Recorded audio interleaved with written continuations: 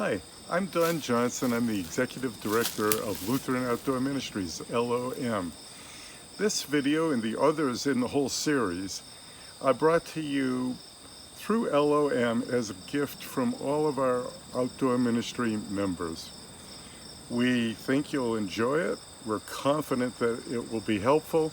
And we give a big shout of thanks to Keith Johnson, the founder of the organization known as Board Coach, for contributing his time and expertise to this project, and to Liam Riddle of the Lutherland staff in Pennsylvania for serving as videographer. Hello, my name is Keith Johnson. It was my privilege and joy to serve for 43 years with Lutheran Outdoor Ministries in Minnesota, California, and the southeastern U.S. When I retired at the end of 2017, I launched the Board Coach, a spiritually based consulting initiative to help boards and executives thrive in the future. The first video in this 7-part series likened your camp ministry to a twin-engine plane and stressed the importance of activating the board engine in addition to the staff engine. This video outlines the basics of good governance. By the way, much of this is based on The Corporate Person by Harold Everson, and I recommend each board member be given a copy. I also encourage you to have copies of your board job description available for this session. Board members have 3 basic governing duties. The first is loyalty, to be loyal to the ministry, not to any other entity such as staff, alumni, or a group. The second is the duty of care, to act with prudence, just like you would with your own finances and possessions. The third duty is obedience. You must obey the bylaws, the Constitution, the state and county codes. There are 3 basic leadership functions or approaches to leadership: fiduciary, strategic, and generative. Fiduciary stresses the importance of being true to the mission, following relevant laws and regulations, and being a good financial steward. Fiduciary is the bedrock of good governance.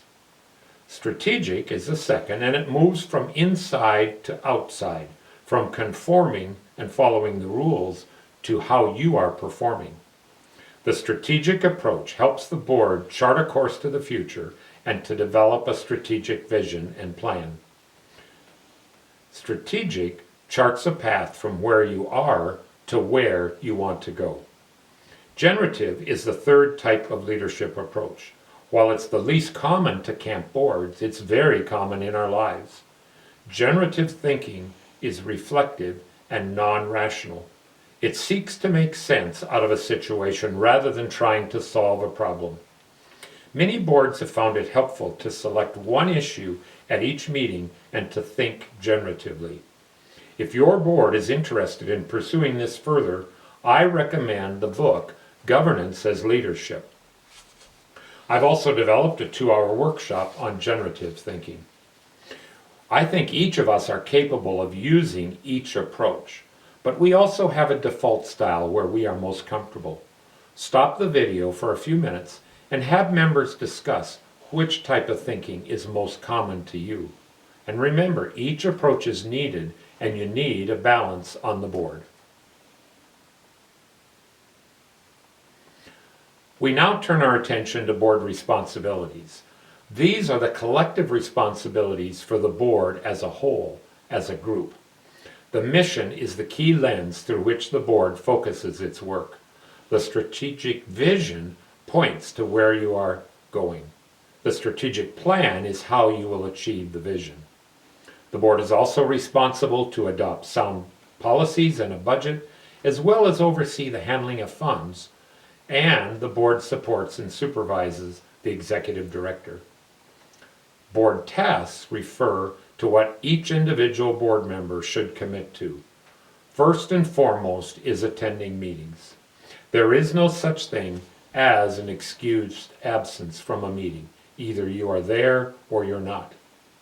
Board members should make a generous gift according to your ability and support fundraising activities. This is perhaps one of the greatest challenges for board members, and video 7 in this series addresses the role of the board in fundraising. You should also help to identify volunteers and other stakeholders, have firsthand or family experience with a program, and identify any conflict of interest.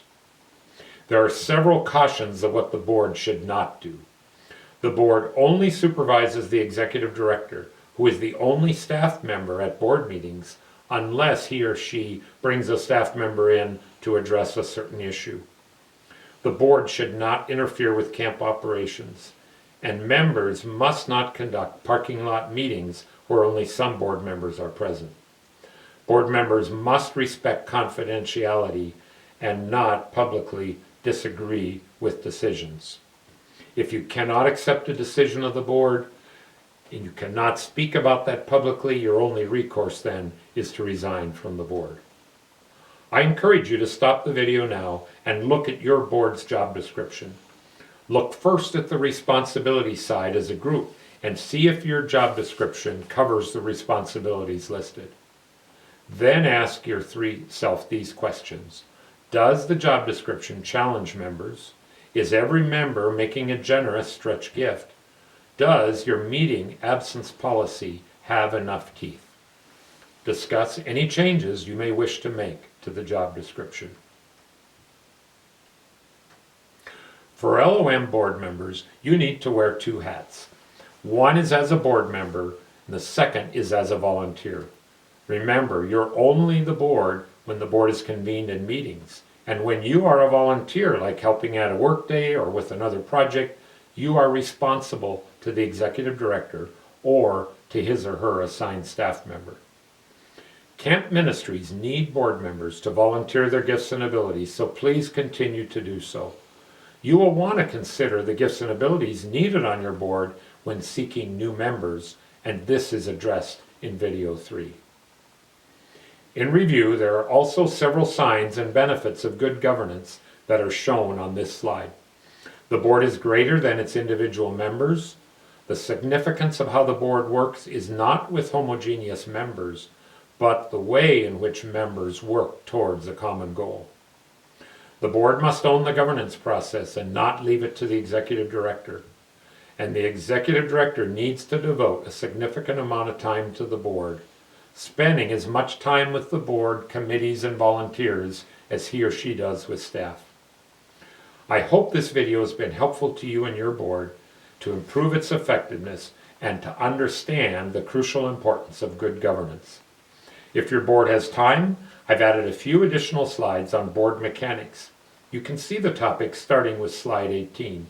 If time is short, go on and leave this to the executive director and the board president. Video 3, the next in this series, addresses how to recruit great board members. You need to find the very best people in your constituency to serve on the board. Video 6 builds on good governance further and talks about how a governance committee can help the board approve its functioning and practice good governance, so the board can focus on the big picture and the future of the ministry. Please let me know if there's any other way I can help support your board. The following slides address board mechanics, beginning with decision making. Often the process you use in making decisions is as important as the decision that needs to be made. It's important that you affirm members who disagree and that the board takes time in making decisions. I suggest big decisions should be made over 2 or 3 meetings. I mentioned before there should be no parking lot meetings. Board members must keep meetings confidential, and the executive director doesn't need to get his or her way. Remember, only the board as a whole has the ability to govern. You are not a board member apart from the board. Micromanaging is a problem where the board interferes in camp operations, but so is macromanaging, where the board is too far removed from decision making. My suggestion is to follow the 95-4-1 rule. 95% of what goes on at camp the board doesn't need to know about.